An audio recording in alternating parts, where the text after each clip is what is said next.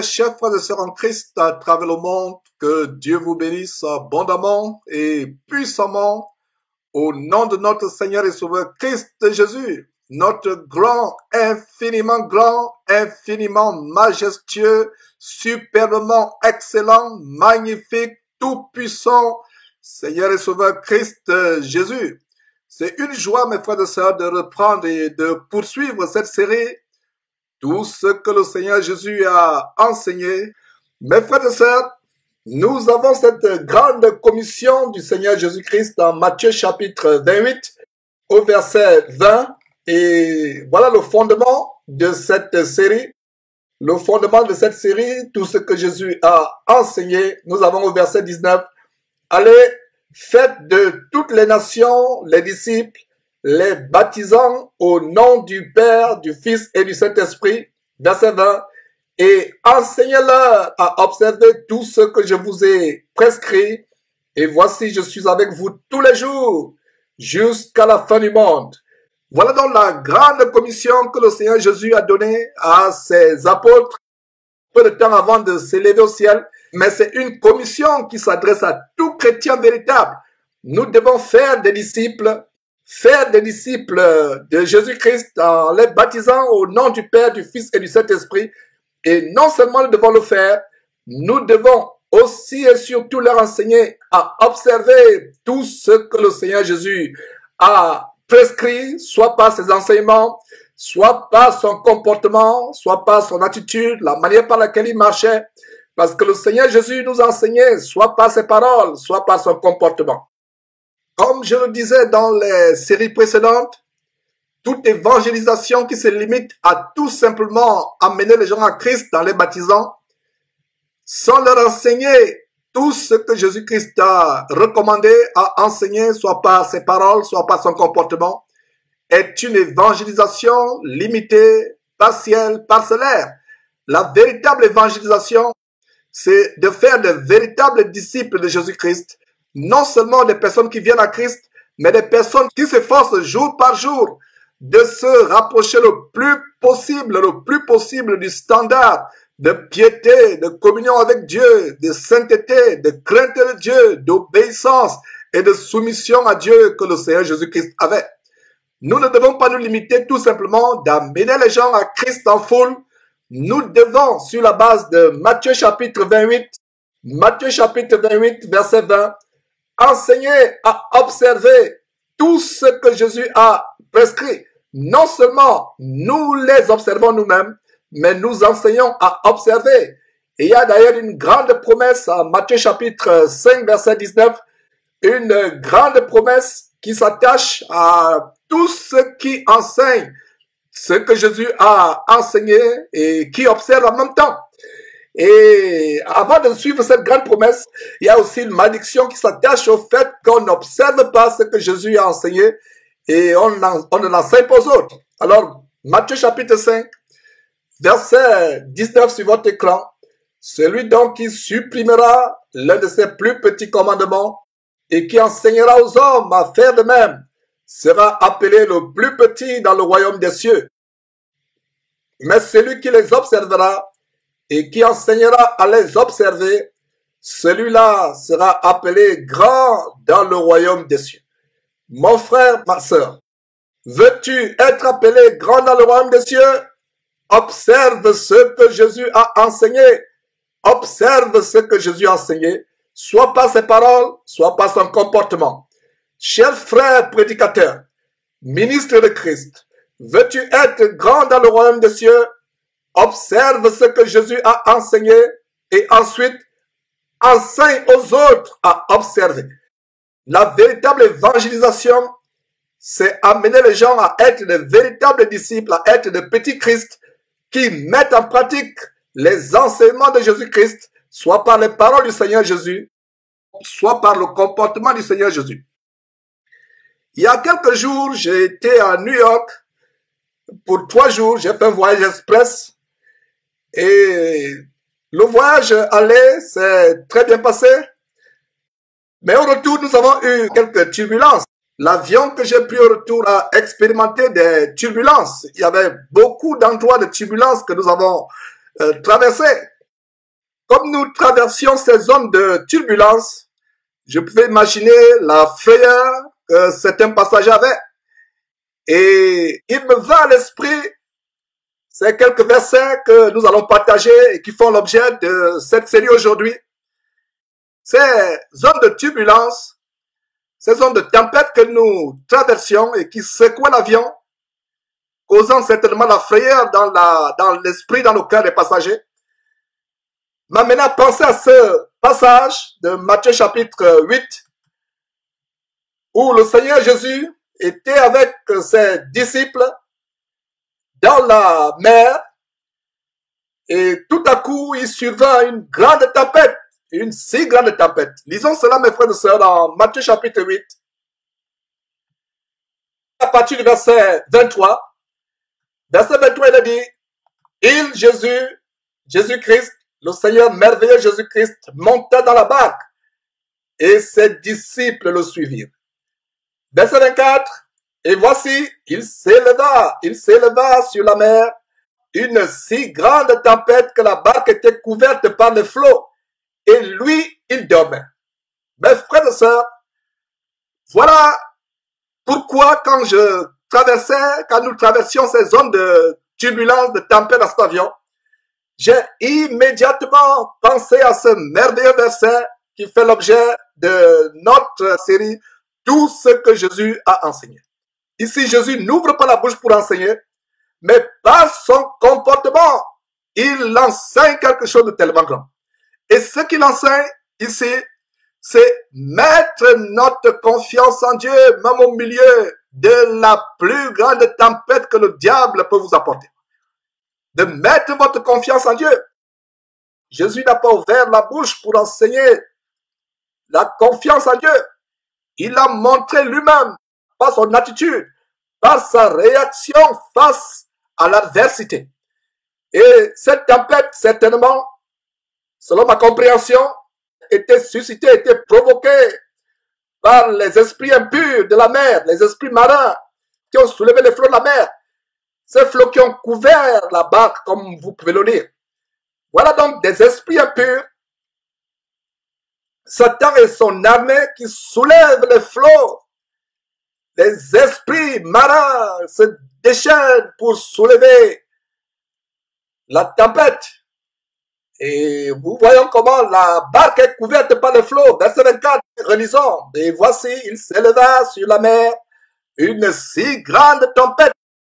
La Bible ne dit pas ici que c'était une tempête, mais c'était une grande tempête, une si grande tempête que la barque était couverte par les eaux et lui, il dormait.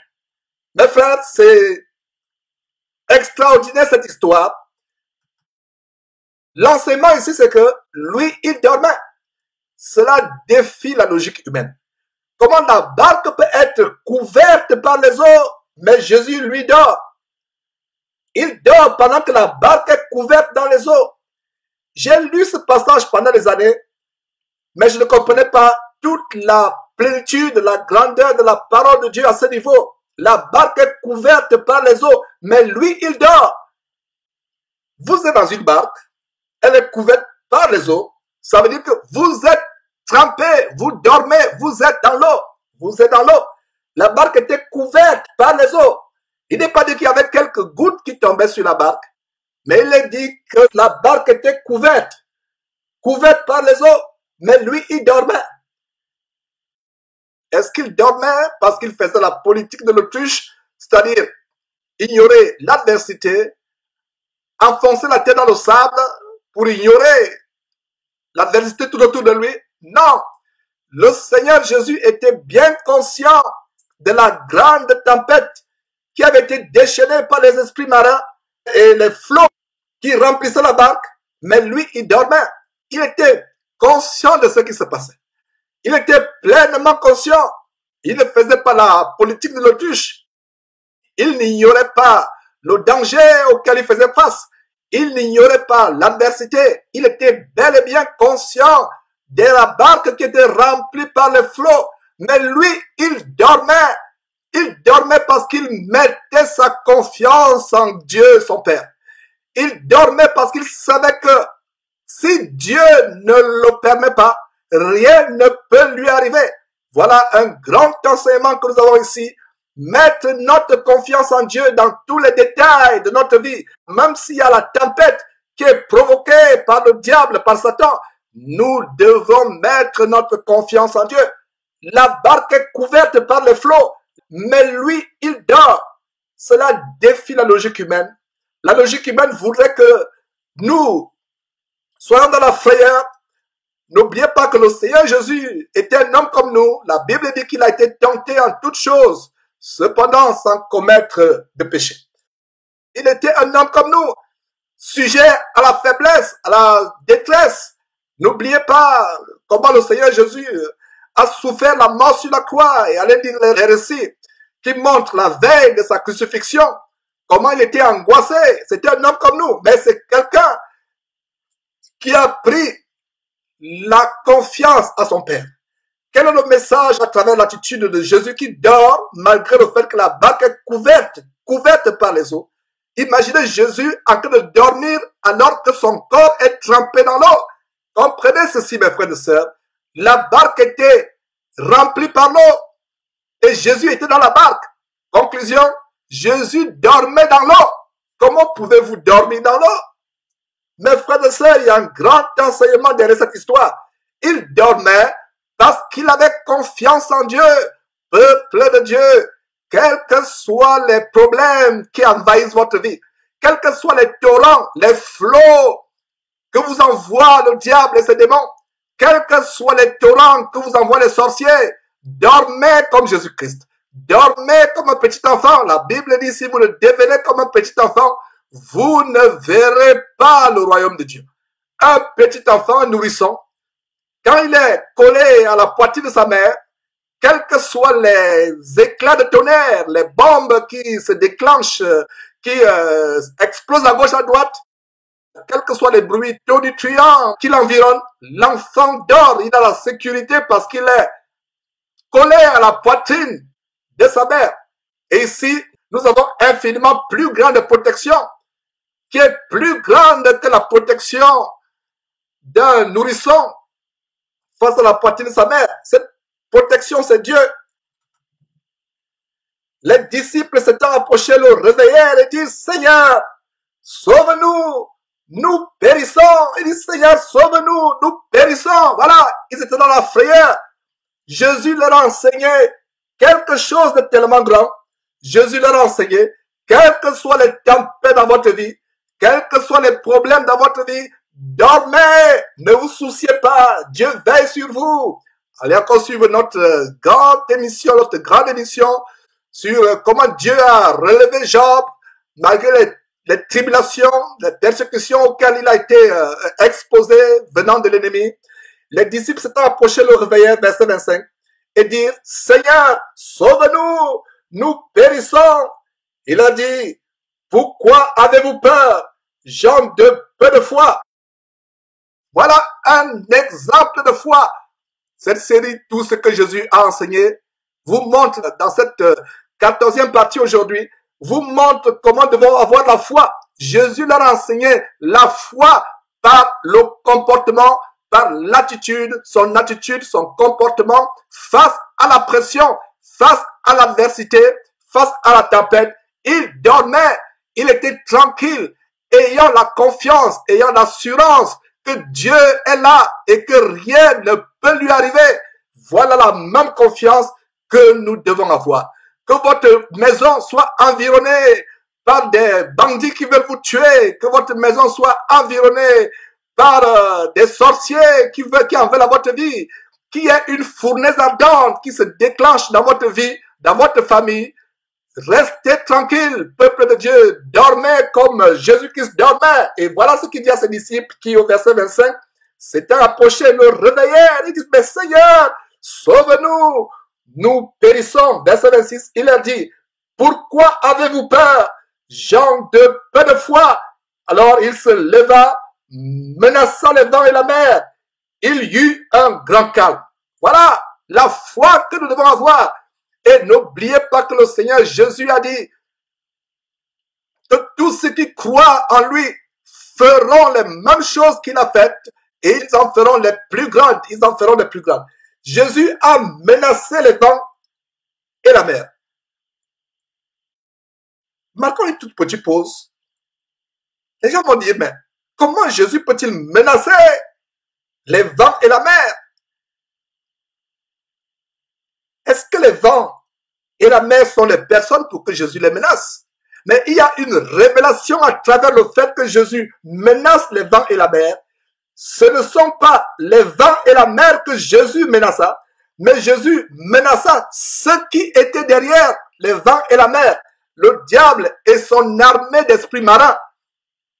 Et plaise à Dieu, nous ferons une émission où nous exposerons comment ces esprits marins, qu'on appelle communément les esprits des eaux ou Mami Wata, etc., envahissent l'église avec des doctrines diaboliques comme la Shekinah et autres, qui n'est qu'une sirène.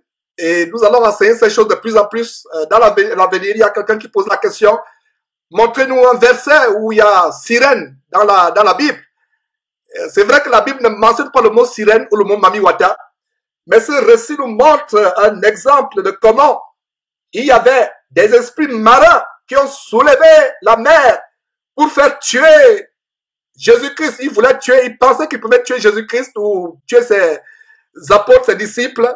Mais Jésus avait l'assurance, il dormait.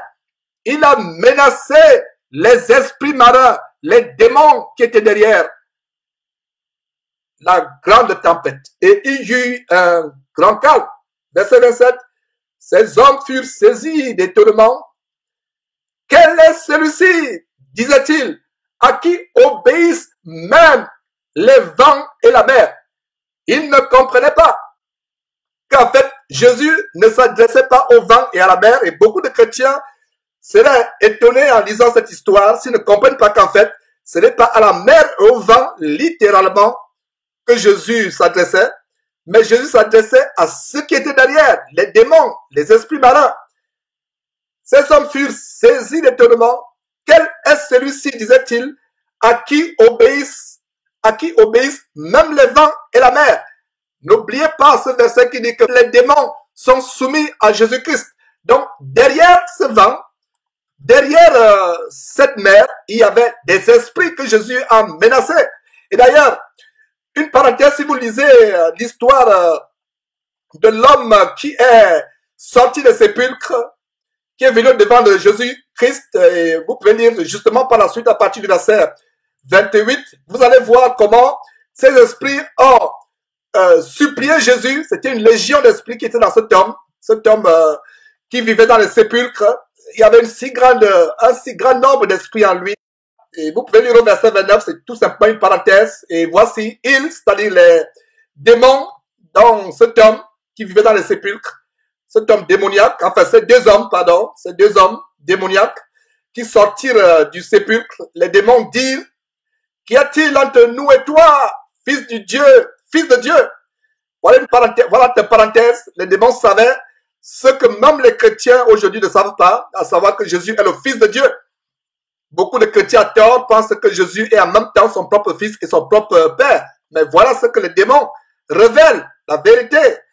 Même quand Pierre a dit à Jésus, Jésus leur avait posé la question, que pensez-vous que je suis?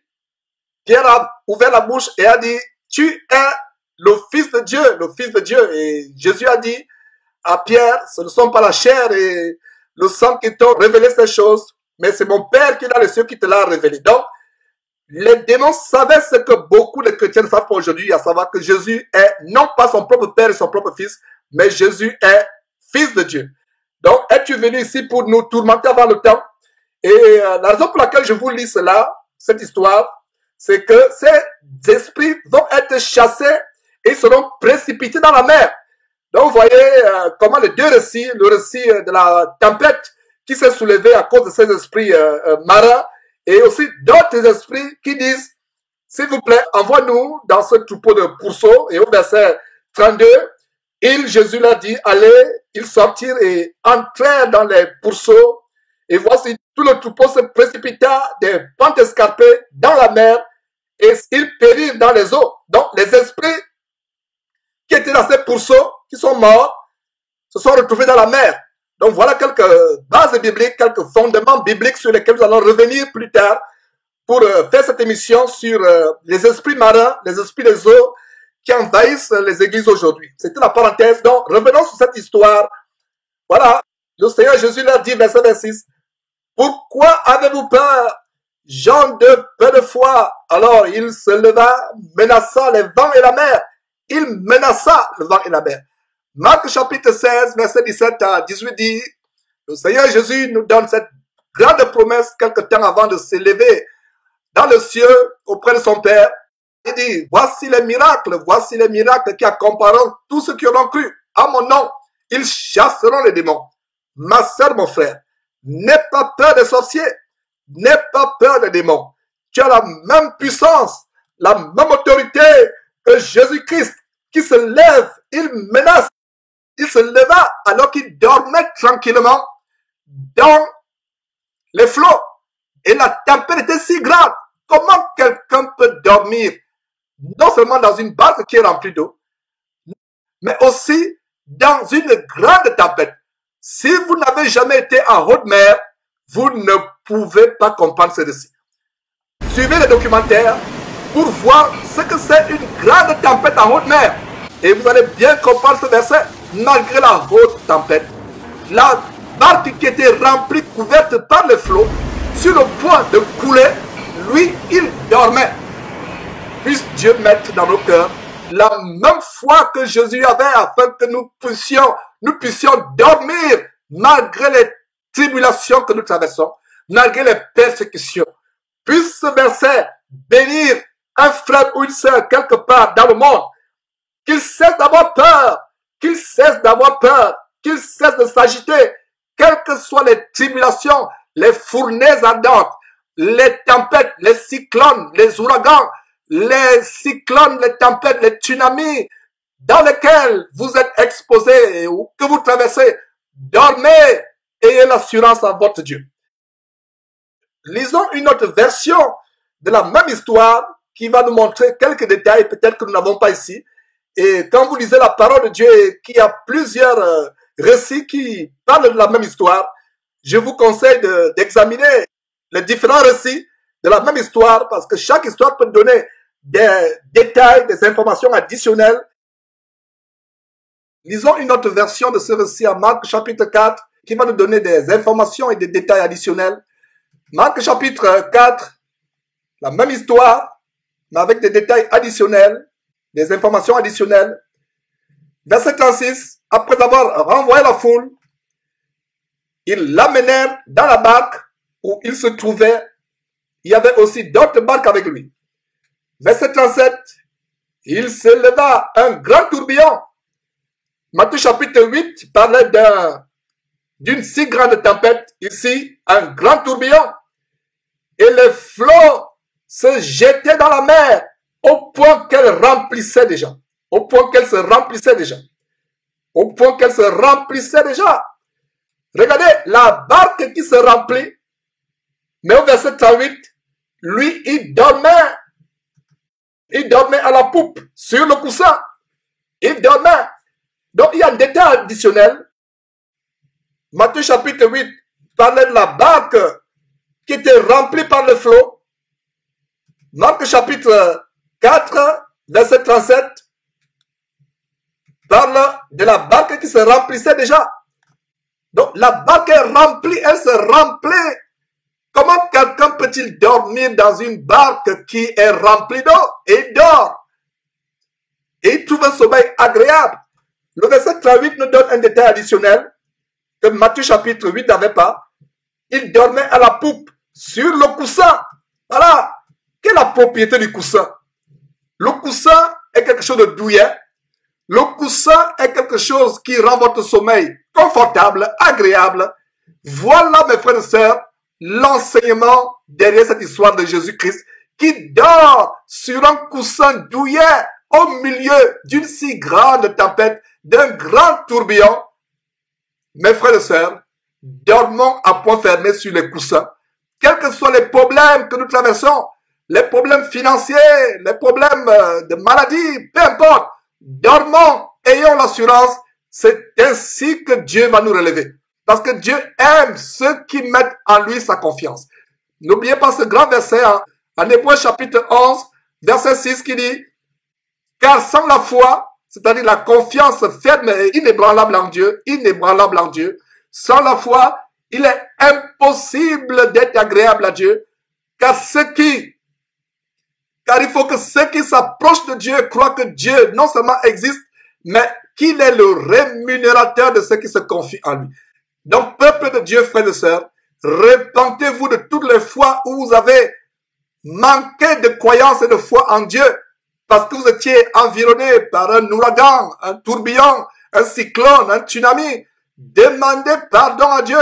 Le manque de foi n'est pas une excuse. Nous devons arriver au point où, malgré les tourbillons, les ouragans, les tempêtes que nous traversons, dormons sur un coussin. Dormons sur un coussin. Alors, verset 38. Et lui, Jésus, dormait sur un coussin. Ses disciples, le réveillèrent et lui dirent, « Maître, ne t'inquiètes-tu pas de ce que nous périssons ?» Cette question des disciples est purement humaine. C'est une question qui reflète la logique humaine. La logique humaine voudrait qu'on s'inquiète devant un tremblement de terre. La logique humaine voudrait qu'on s'inquiète devant un incendie, devant un ouragan, un tsunami. Ça, c'est la logique humaine. Donc les disciples qui pourtant marchaient avec Jésus-Christ avaient vu les miracles que Jésus-Christ avait opérés. Malgré cela, une tempête s'élève sur la mer, une tempête agit la mer et dit, ne t'inquiètes-tu pas de ce que nous périssons? Mais Seigneur, tu devais t'inquiéter. Nous avons peur, nous nous inquiétons, mais pourquoi toi tu ne t'inquiètes pas? La raison pour laquelle Jésus ne pouvait pas s'inquiéter face à la tempête, la si grande tempête, le grand tourbillon, et qu'il dormait à la poupe, sur un coussin douillet, c'est parce qu'il mettait sa confiance en Dieu. Peuple de Dieu, puisse cet enseignement vous montrer par le comportement de Jésus-Christ les bienfaits de mettre notre confiance en Dieu. Donc, ils disent au Seigneur Jésus, mais toi tu ne t'inquiètes pas. Nous sommes inquiets, nous avons peur, mais toi tu ne t'inquiètes pas. Verset 39. S'étant réveillé, il menaça le vent et dit à la mer, silence, tais-toi. Et le vent cessa et eut un grand calme. Il y a un détail additionnel ici. Il parle à la mer. Le verset de Matthieu chapitre, le verset 26 de Matthieu chapitre 26 parle tout simplement du fait qu'il se leva, menaça le vent et la mer et eut un grand calme. Le récit de Matthieu chapitre 8 ne dit pas qu'il parla à la mer. C'est pour cela, mes frères et sœurs, n'ayez pas la paresse spirituelle qui consiste à négliger d'examiner vous-même la parole de Dieu, de la feuilleter. Ayons le zèle quand il s'agit d'examiner les récits bibliques. Matthieu chapitre 8 ne donne pas le détail de comment Jésus parle à la mer. Ça nous rappelle les esprits marins dont je vous parlais. On aurait une émission, plaise à Dieu, sur les esprits marins qui envahissent les églises aujourd'hui. Il parla. Le verset 26 de Matthieu chapitre 8 dit tout simplement qu'il menaça les vents et la mer. Mais Marc chapitre 4 montre comment Jésus parle à la mer et lui dit, silence, tais-toi. Aujourd'hui, s'il y avait un ouragan, un tsunami qui soulevait les flots de la mer et qui avait un chrétien vaillant dans cet endroit et qui criait, flots de la mer, taisez-vous et retournez de là où vous êtes venus, les gens diraient qu'il est devenu fou. J'imagine quelques-uns des disciples dans le cœur en écoutant Jésus à ce moment-là. Ils ont cru que Jésus était fou. Mais Jésus parle à la mer. Comme je vous l'ai dit précédemment il y a quelques minutes, ce n'est pas littéralement à la mer que Jésus parlait. Jésus parlait aux démons, aux esprits des eaux, aux mamiwata, aux sirènes qui étaient derrière ce grand tourbillon, cette grande tempête. Il dit à la mer, silence, tais-toi. Jésus-Christ avait le discernement. Bien de fois, Vous pouvez être attaqué la nuit par des brigands, par des bandits qui viennent cambrioler votre maison. Si vous avez le discernement en comprenant que derrière ces bandits, il y a des démons, des esprits de mort qui ont été envoyés pour vous tuer, vous pouvez prendre autorité sur ces démons et les lier au nom de Jésus-Christ. D'ailleurs, on vous a montré la vidéo, et vous pouvez la suivre, la vidéo d'une femme qui a été cambriolée par un braqueur à main armée qui est entré dans sa bijouterie, une chrétienne américaine. Elle a pris autorité sur ce bandit. Elle a discerné que derrière ce bandit, derrière ce bandit, il y avait des démons. Elle a pris autorité au nom de Jésus-Christ. Le bandit a fui. En fait, les esprits qui étaient derrière ce bandit, qui a mené ce bandit soit à voler cette femme, soit à tuer cette femme, ont été exposés par la foi ferme de cette femme et ils ont fui. Vous pouvez être confronté à un incendie, à une inondation. Derrière l'inondation, derrière le tremblement de terre, derrière la tempête, voyez les esprits qui se cachent et prenez autorité et chassez-les, comme Jésus l'a fait. Regardez quel grand enseignement. Mes frères et sœurs, je vous encourage à suivre abondamment je vous encourage à suivre et resuivre toutes les parties de cette série, tout ce que Jésus a enseigné. Nous sommes à la partie 14 aujourd'hui. Que de révélations, mes frères et sœurs, sur ce que Jésus nous a enseigné, soit par ses paroles, soit par son comportement. Regardez les grandes révélations, comment le véritable combat spirituel s'opère. Pas le combat spirituel de ces camps de concentration où on vous exploite, on vous ruine, où on vous vend des miracles mensongers, on vous fait acheter des huiles, soi-disant, pour vous délivrer. Nous avons la révélation comment faire le véritable combat.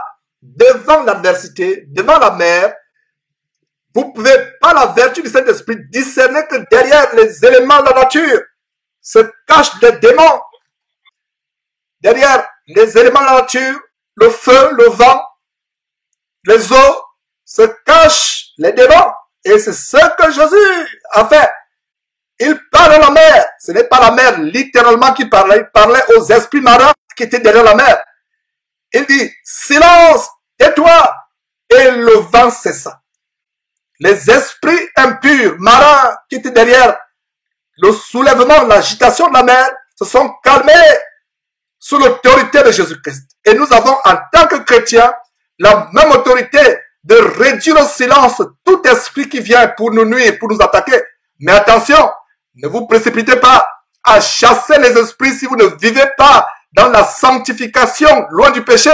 Parce que la Bible dit que celui qui invoque le nom du Seigneur Jésus-Christ, que celui qui utilise le nom de Jésus-Christ dans le combat spirituel, c'est loin du péché, de l'iniquité. Donc assurez-vous que vous êtes dans la sanctification, que vous ne vivez pas une vie de péché avant d'utiliser le nom de Jésus-Christ. Sinon, c'est une épée qui peut se retourner contre vous. Voilà. S'étant réveillé, il menaça le vent et dit à la mer, silence, tais-toi. Et le vent cessa et il y eut un grand calme. Puis il a dit, pourquoi avez-vous ainsi peur? Pourquoi avez-vous ainsi peur? Comment n'avez-vous point de foi? Comment n'avez-vous point de foi? Et ce verset s'adresse à toi, ma soeur, toi, mon frère, qui m'écoute actuellement. Pourquoi as-tu ainsi peur? Pourquoi as-tu ainsi peur de dormir dans l'obscurité? Pourquoi as-tu ainsi peur des sorciers au point où tu vas encore voir les marabouts d'autres sorciers pour te protéger des soi-disant sorciers? Pourquoi as-tu peur, mon frère, ma soeur? Pourquoi as-tu ainsi peur? Ce n'est pas par hasard que tu es en train de suivre cet enseignement aujourd'hui, ce message. Cesse d'avoir peur. Tu as l'autorité au nom de Jésus-Christ de réduire au silence tous les démons qui se cachent derrière les tempêtes dans ta vie, tempêtes financières, tempêtes conjugales, tempêtes de maladie, etc. Tu as le pouvoir. Pourquoi as-tu ainsi peur? Comment n'as-tu point de foi? Que le verset 40 soit le verset sur lequel tu vas commencer à partir d'aujourd'hui de méditer afin de ne plus avoir la peur, mais d'avoir la foi. Comment as-tu ainsi peur? Comment n'as-tu pas de foi? Verset 41. Ils furent saisis d'une grande frayeur et se dirent les uns aux autres, quel est donc celui-ci à qui obéissent même le vent et la mer? Même le vent et la mer. Voilà, mes frères et sœurs, un grand enseignement. Comment Jésus nous enseigne par son comportement. Comment avoir la foi. Vous pouvez aussi lire ce récit dans Luc chapitre 8, versets 22 à 25.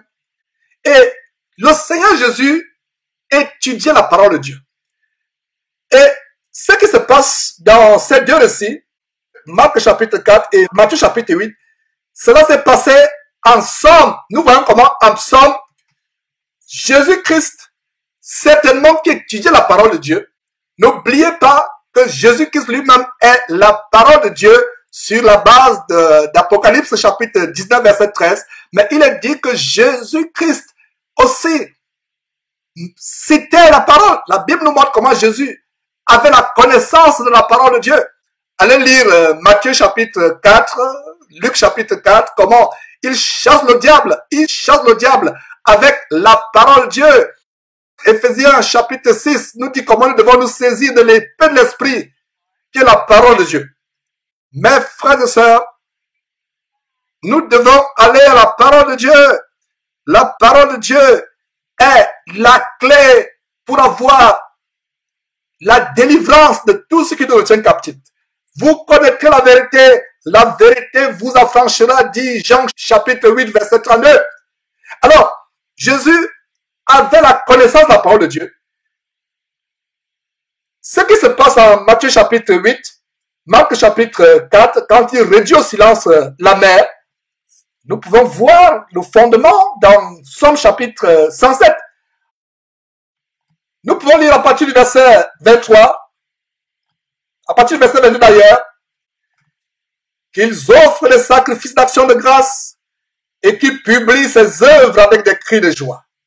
Verset 23, nous sommes à Psaume chapitre 107, verset 23.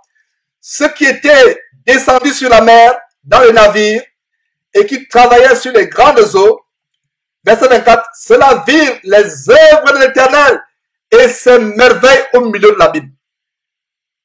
Ces merveilles au milieu de l'abîme. Cette histoire me rappelle aussi l'histoire de Jonas qui a été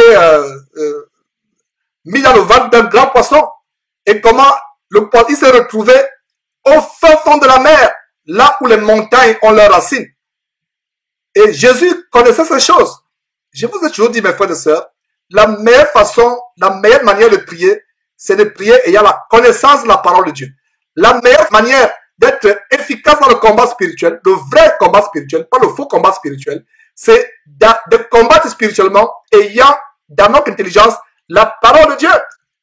Quand Jésus-Christ en Matthieu chapitre 8 ou Marc chapitre 4 réduit au silence la mer, certainement il avait en esprit ces paroles de psaume que je suis en train de vous lire. Verset 24, Somme 107, verset 24. Somme 107, verset 24. Cela vire les œuvres de l'Éternel et ses merveilles au milieu de l'abîme.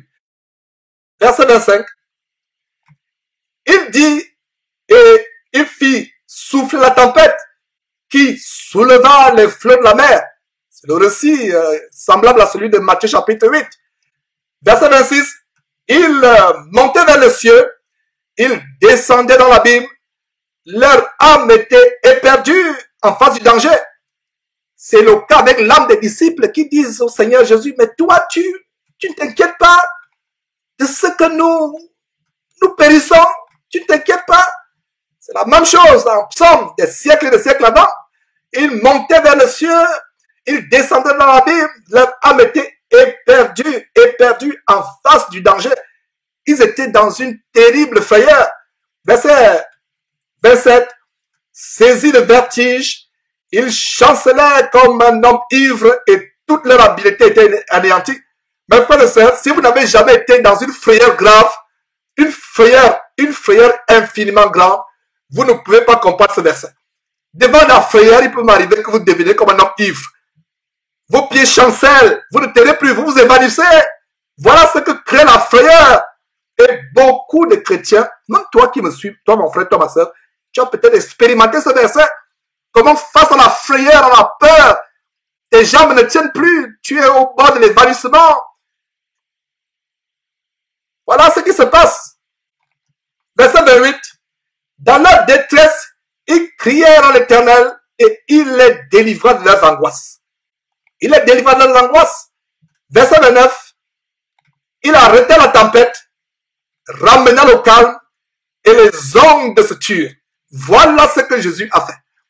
Jésus avait certainement lu ce passage. Jésus savait qu'il avait l'autorité d'arrêter la tempête, de ramener le calme. Regardez mes frères et sœurs comment la Bible s'agence, les récits de la Bible s'agencent comme les mailles d'une chaîne.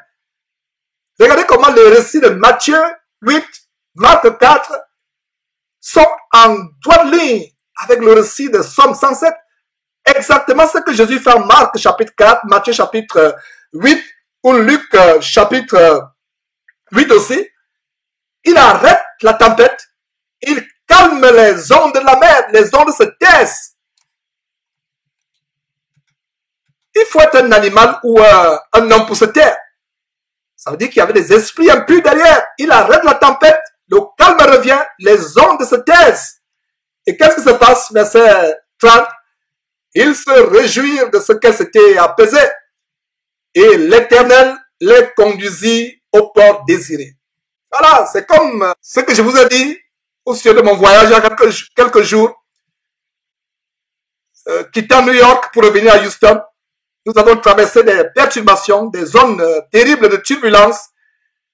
L'Éternel me conduisit au port désiré, à l'aéroport de Houston. Voilà.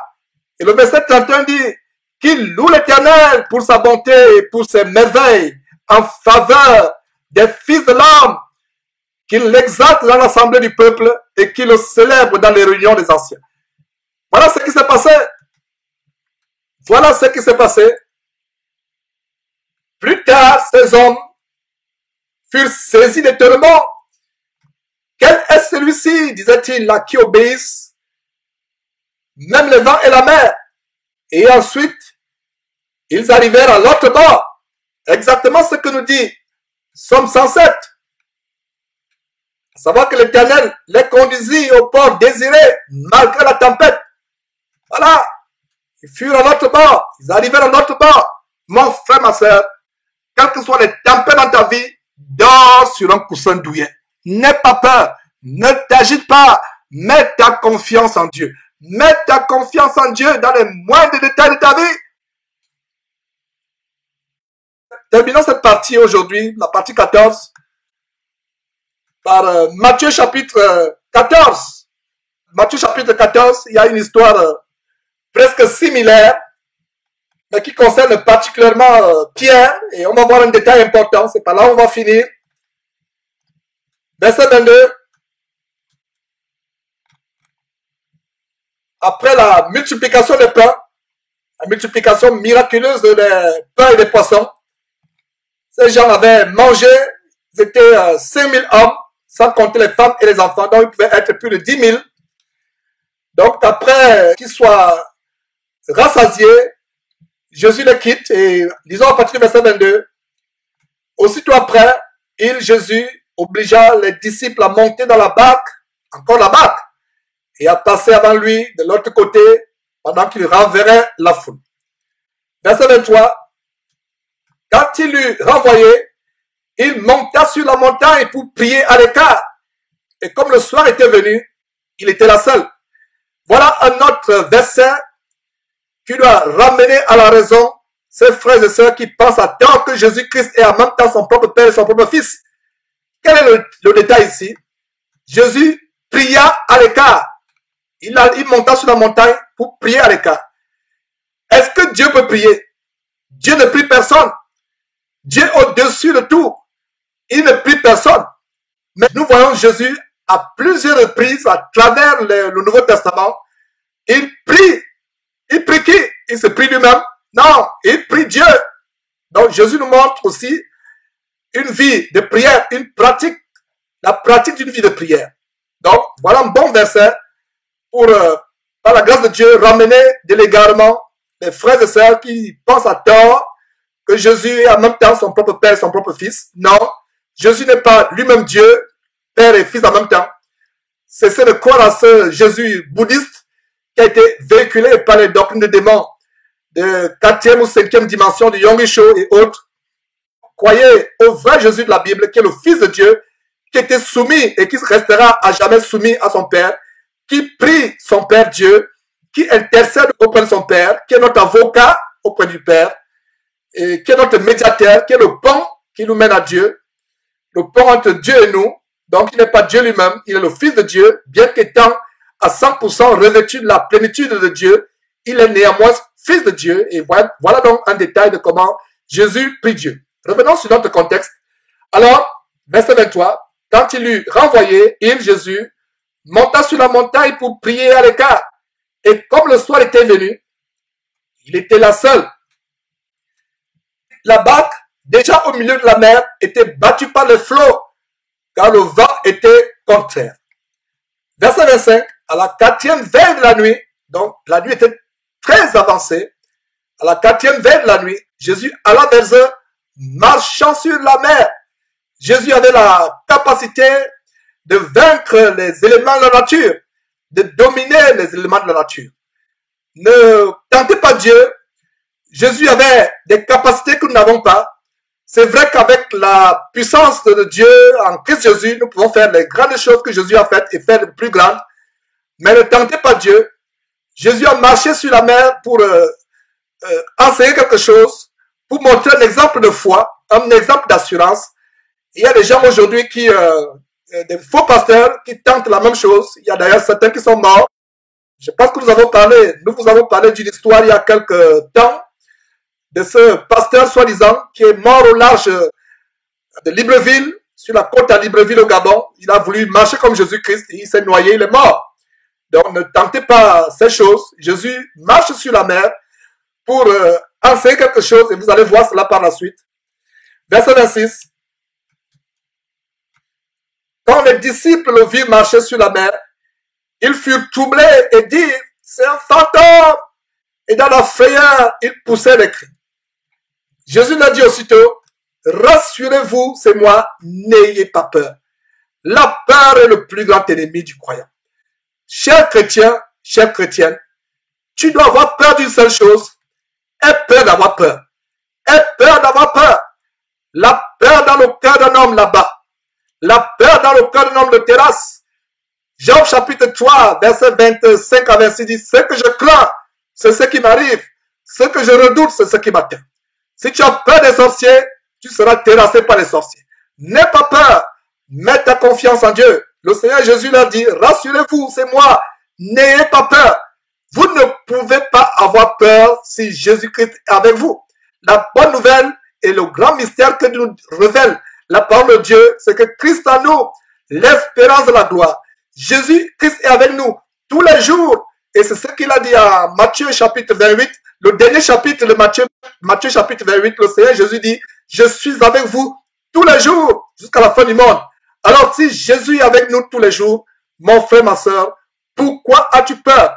Rassurez-vous, Jésus est là. Rassure-toi, Jésus est dans ta vie. Si du moins tu marches dans la piété, dans la crainte de Dieu, dans la sanctification, éloigné du péché, Jésus est avec toi. N'aie pas peur, mon frère, ma soeur. Verset 28, Pierre lui répondit, Seigneur, si c'est toi, ordonne que j'aille vers toi sur les eaux. Verset 29, et Jésus dit, viens. Pierre sortit de la barque et marcha sur les eaux pour aller vers Jésus.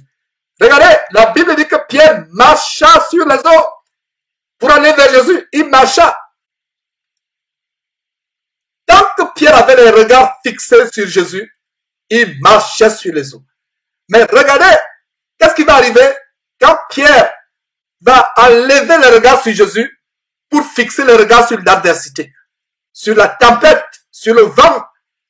Mon frère, ma soeur, tant que tu auras les regards fixés sur Jésus-Christ, tu marcheras sur les eaux de tes problèmes.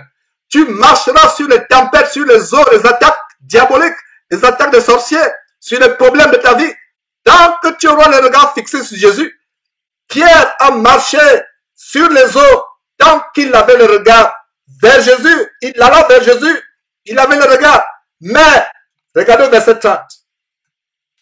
Mais voyant que le vent était fort, il eut peur et il commençait à enfoncer.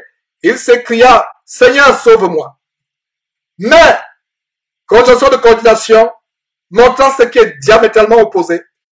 Tant que Pierre avait le regard sur Jésus, il marchait sur les eaux. Mais, voyant que le vent était fort, donc il a levé les regards de Jésus pour regarder au vent qui était fort. C'est le même cas aujourd'hui. Si nous enlevons les regards de Jésus-Christ et nous commençons à regarder au vent, aux tempêtes, aux tourbillons, aux problèmes, on ne va que s'enfoncer de plus en plus, de plus belle. On ne va que s'enfoncer. Chaque fois que nous enlevons notre regard de Jésus-Christ, cela produit la peur, cela produit le doute, cela produit le manque de foi, le manque de confiance, le manque d'assurance. Voyant que le vent était fort, il eut peur. Malgré la fournaise, malgré les tempêtes que vous traversez, malgré les ouragans, les tremblements de terre, les incendies que vous traversez, ayez les regards sur Jésus. Vous allez marcher au-dessus de toutes ces adversités. Mais si vous enlevez votre regard de Jésus comme Pierre a fait, et vous commencez à fixer ces problèmes, ces adversités, vous allez commencer à vous enfoncer, à vous noyer. La Bible parle des gens qui font naufrage par rapport à la foi. Et dans la fin des temps, l'un des signes de la fin des temps, c'est que beaucoup abandonneront la foi. Ils ont commencé à marcher en regardant à Jésus, mais à un moment, face à l'adversité, face à tous les problèmes, aux tourbillons, aux ouragans, au vent, ils enlèvent le regard de Jésus pour regarder leurs problèmes. Ils ne vont que s'enfoncer de plus belle. Encore et encore s'enfoncer. Alors, il s'écria, Jésus, sauve-moi! Jésus, sauve-moi, verset 31. Aussitôt, Jésus étendit la main, le saisit et lui dit, homme de peu de foi, pourquoi as-tu douté? Pourquoi as-tu douté, homme de peu de foi? Pourquoi as-tu douté, homme de peu de foi? Verset 32, il montait dans la barque et le vent cessa. Mes frères et sœurs, c'est un plaisir de vous montrer comment Jésus, par ses paroles et par sa conduite, par son attitude, nous a enseigné un grand exemple de foi, même au milieu des plus grandes tempêtes qui peuvent secouer notre vie. Et non seulement il nous a montré comment nous pouvons dormir sur des coussins douillets au milieu de nos problèmes, nous avons aussi la capacité de commander les démons qui sont derrière ces problèmes, de les réduire au silence. C'était la 14e partie de cette série, tout ce que le Seigneur Jésus a enseigné, mes frères et sœurs. Vous devez connaître la vérité afin que la vérité vous affranchisse. Je profite pour remercier tous les frères et sœurs qui soutiennent ce grand projet de Jésus-Christ par satellite en Afrique. Et vous êtes bénis. Voilà une œuvre d'évangélisation auquel nous vous confions à prendre part. Par vos contributions mensuelles, vous pouvez participer à apporter l'évangile à quelqu'un quelque part en Afrique où ils n'ont pas accès à Internet, parce que ces émissions sont plus suivies en Europe, en Amérique, où Internet est devenu presque gratuit. Ce n'est plus un luxe, Internet en Occident, mais en Afrique et dans d'autres régions du monde, Internet est cher.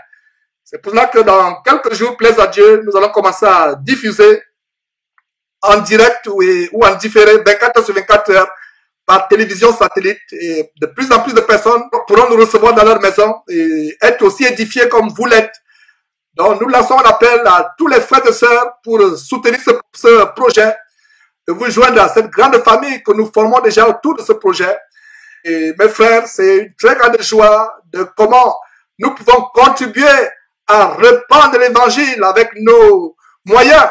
D'autres personnes vendent l'évangile, mais nous déboursons notre argent afin que les gens puissent recevoir l'évangile, afin que nos familles, nos parents qui y sont puissent aussi recevoir cet évangile. Nous déboursons de l'argent pour que les gens reçoivent l'évangile. Eux, ils vendent plutôt l'évangile, mes frères et sœurs. Donc, rejoignez ce projet, ce grand projet de Jésus-Christ par satellite. Plaise à Dieu. Dès la première semaine d'avril, les frères en Afrique, les frères et sœurs et tous ceux qui sont en Afrique pourront recevoir Jésus-Christ par satellite. Donc, voilà, vous savez, les liens pour nous contacter au bas de cette vidéo. Et c'est un grand appel à contribuer à l'évangélisation, Il y a des sœurs qui sont affligées quand on leur dit que la femme ne peut pas enseigner la parole de Dieu ou prêcher la parole de Dieu, que cela est réservé aux hommes.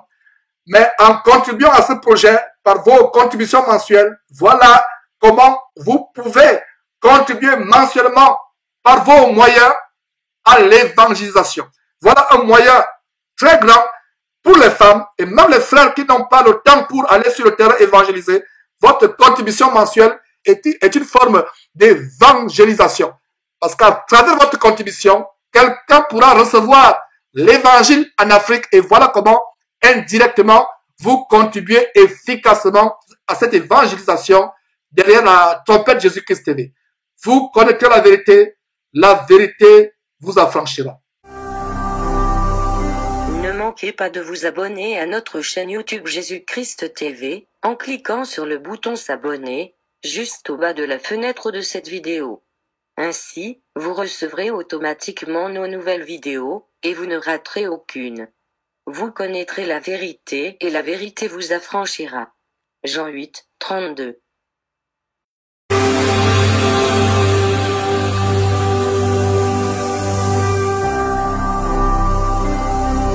Jésus-Christ TV, vous connaîtrez la vérité et la vérité vous affranchira.